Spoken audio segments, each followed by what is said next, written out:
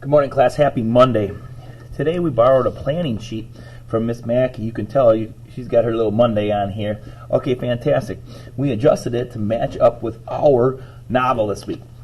Because our reading book takes 5 days to get through a reading story, we can fit those in 4 days sometimes, but not in 2 days. This week only has 2 days, Monday and Tuesday.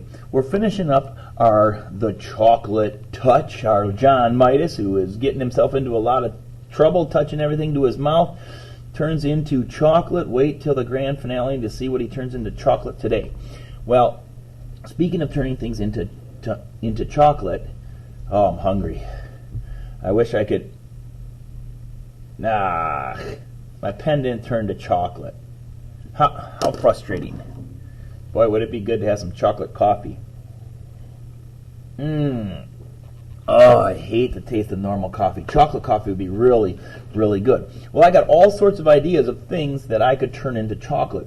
What we're going to do today and tomorrow for reading is we're going to, 1, finish our novel, The Chocolate Touch, and 2, planning sheet. Now, I came up with a bunch of ideas, and I put them into this box, and I, of course, did that before I copied it, maybe idea of what we're going to do. Today we're going to plan, and tomorrow we're going to write our own story, our own chapter. Here comes the directions. Chocolate Touch, Chapter 13. This week we are going to write the final chapter of The Chocolate Touch. Think about John Midas's adventures so far and come up with what will happen next. Well, we think back, it was chocolate toothpaste first, right? And then he was squeezing all that toothpaste into his mouth. His sister thought he was nuts. Then it was everything on his plate at home turned into chocolate as he ate his breakfast. Then it was chocolate, I think it was glove, right? Was that next? He took off his glove and he started eating his glove, and then that bully came along and the bully's like, give me some of that, and it wasn't chocolate for him. Then it was his friend, chocolate coin.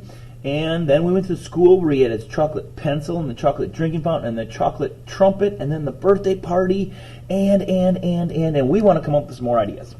Here are Mr. Bauer's crazy ideas. When I was thinking about this, John is playing with his dog and... Now, I don't know how you touch your dog with your mouth because I think that'd be kind of gross, but maybe you give your dog a kiss and he turns to chocolate. Can I write a whole chapter about playing fetch with my dog and something tragic happens, turns to chocolate? John and his family are playing basketball when... I don't know if you ever put a basketball to your mouth and turn it into chocolate, but maybe you got to change John's chocolate touch to anything he touches. And he's guarding his brother, and he touches his brother and turns him to chocolate, and then he scores on him, slam dunk.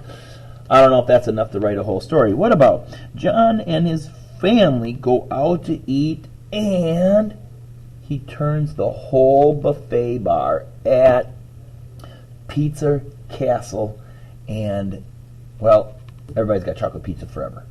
I don't know. John is captured by aliens. Now, this one I thought, maybe I want to get really, really science fiction. The aliens come to invade Earth, and John is captured. But he saves the day by changing all the alien ships into chocolate flying saucers. I don't know. Anything can come to your mind. Here's some helps for planning it. First of all, who are the characters?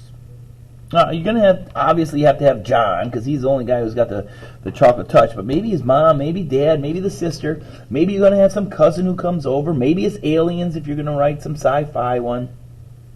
What's the problem? Okay, so here's the problem. John just turned his best friend's basketball into a chocolate ball. That's the problem. How are we going to fix this chocolate basketball?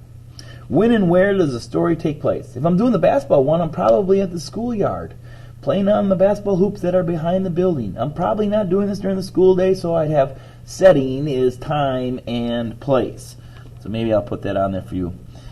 Time and place. The when and the where. And then, how is the problem solved? Now, at the end of the story, it seems like John learned his lesson, but maybe you want to come up with a new, unique, and different ending. Some other magical, anti-chocolate chocolate box that John finds another coin and pays the real retailer, gets the anti-chocolate medicine.